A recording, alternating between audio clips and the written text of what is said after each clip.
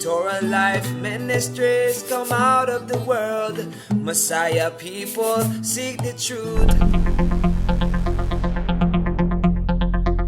Hello everybody, it's Paul Neeson with Torah Life Ministries, and we're going to be doing the Torah portion for this coming week, which is the 9th reading in this year's cycle.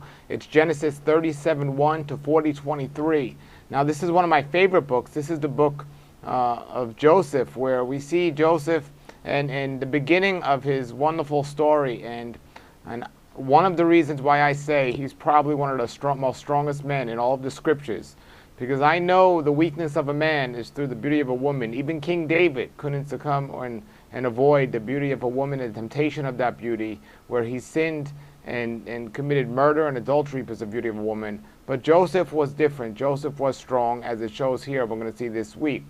And we're going to see the difference here in this week's reading also between Judah, Joseph's brother, and then Joseph, and how Joseph was so strong to avoid the sexual immoral acts, and how Judah himself was weak and couldn't do that. But in this week's reading, it's from Genesis 37:1 to 40:23, and it starts off with talking about how Jacob, of all his children, loved Joseph the most. It says here that Joseph, when he was just 17 years old, he went out and he pastured the flocks with his brothers. Now all his brothers were older than him, and his brothers actually disliked him very much, because we have Jacob loving Joseph the most. So there was kind of a jealousy of all the other children. And one of the reasons why Jacob loved Joseph, not only was he the son of his true love, but he was also, he also used to bring back reports about what his other brothers were doing, the negative and the bad.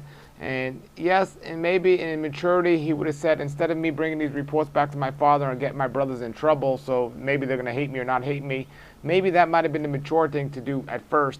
But, he was immature. He was only 17, so what do you expect? So he came back and he tattletaled and he told his father everything they were doing. And I'm sure his father told them that, I heard you were doing this, and they figured out it was Joseph, and this is why, one of the reasons they were upset at him. But to make it even worse, this week's Torah portion starts off with a dream that Joseph had about how, all his brothers are going to be bowing down to him. And that just infuriated him even more. They didn't even want to talk to him. They were so upset at him. But he had these dreams, and he was immature in the way he interpreted them. And he didn't even know really what they were all saying. He just told them. And, understandably he was immature, but what happens was his brothers plot to kill him.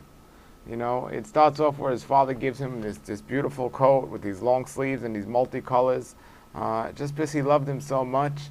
And he tells him to go out and give a report on his brothers. So Joseph looks for them, finds them, and they said, here he comes, let's kill him. But they don't kill him. They dig a ditch, and they put him in the ditch, and they thought he was just going to die there anyway. So why have blood on our own hands, as they said? Let's just let him die there. A wild animal maybe will get in the ditch and destroy him or something.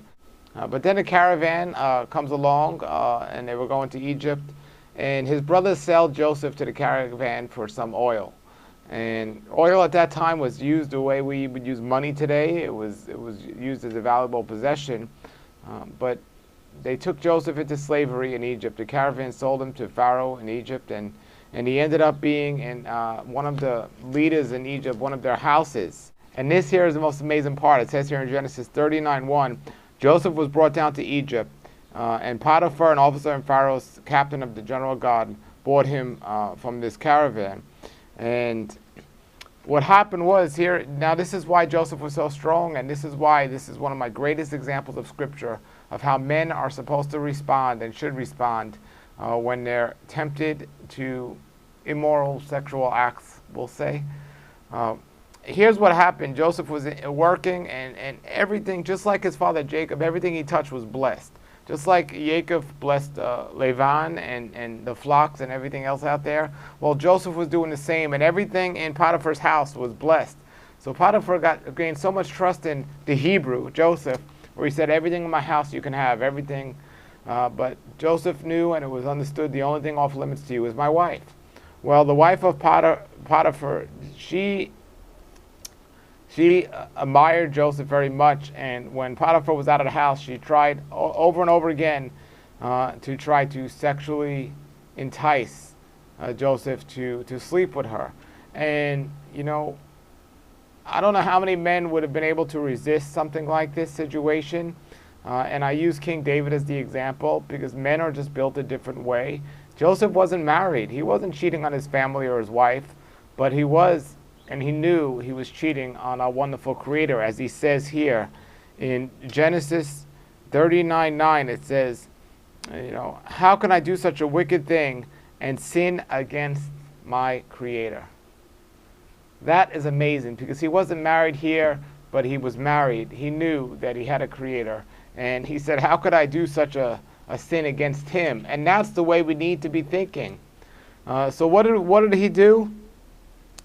His wife Potiphar's wife kept saying, sleep with me, sleep with me. So she grabbed him by his robe one day and said, sleep with me. And this is the lesson we need to learn. He ran. Left his clothes right in her hand and ran away. He ran. And, if you see me running, don't say Paul's weak, say Paul's wise. Because he didn't stay and fight temptation. He knows the weakness of a man. And he did a great thing. But it got him in trouble. It got him thrown into jail because Potiphar's wife started talking bad things about him and started saying that he tried to rape her and so on.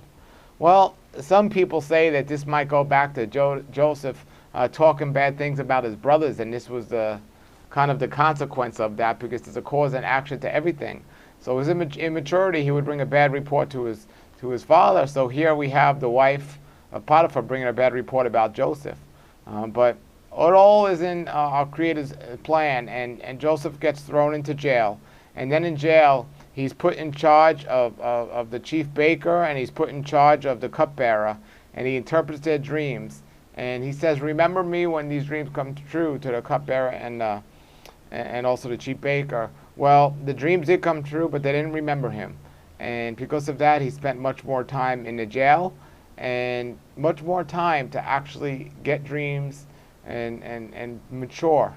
And he did mature very much, and we'll see here where, in the next coming future Torah portions, how our wonderful Creator used Joseph to become the second in charge of all of Egypt. A Hebrew came in charge of all of Egypt by interpreting a dream that no one else could. You see, Joseph was born with a gift, a wonderful gift. But in his youth, he didn't understand what that gift was or even how to use it. All he knew, he knew how to interpret dreams. He knew how to dream. He didn't know how to interpret them in his youth. But as he got older and he spent much time going through all these trials, he learned how to interpret them. And that's what happens sometimes. So sometimes we're taken to a place that seems bad on the outside, but on the inside, it's our Creator working on us and trying to get us to a point where He builds us up and makes us stronger, and that's what He did, and makes us wiser.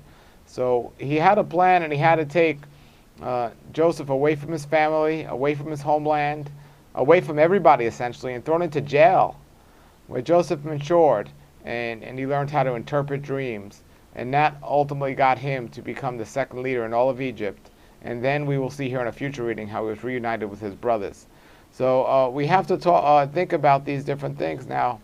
I'm just amazed about how Joseph fled when he was in this temptation. And it's such a great example of what we need to do. And maybe he was tested to see how he would respond. Maybe he was tested, but maybe he was just wise in that area or strong in that area. I always say either she was very ugly or he was very strong. One or the other, that's a great example we need to take. And there's so many men out there today that are succumbing to sexual immorality and putting themselves in situations they shouldn't be in to begin with. Now, Joseph didn't have a choice because he was a prisoner and that's what he was assigned to. But so many men will actually walk into a den of temptation. And as it says in Proverbs, the man that walks past the immoral woman's house at nighttime is like a ox going to the slaughter. And that's what's happening. Men out there, this is a warning to you. It says in the scriptures, the enemy is lurking, looking for somebody to devour. So stay out of this temptation. Don't let your eyes wander where it shouldn't be wandering. If you keep the unholy things from your eyes, He will reveal holy things to you. So this is what we need to realize, and we need to avoid looking at these unholy things so these images don't stay in our mind and we're blessed. And women out there, you're not going to get off this too easy, because you need to stop dressing immoral and make men look at you. Because don't say it's the man's fault, because the women are, just as responsible. Because if you cause somebody to stumble, you're held responsible as well. One of the great ways I heard it was, women, do you want your men to be cheating on you? And the obvious woman would say, no, I don't. Well, then why do you cause other men to look at you? There's a cause and effect to everything.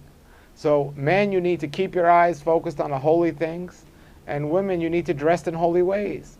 And if we do that, we can come together and help each other glorify our wonderful Creator and be strong and help our fellow brother.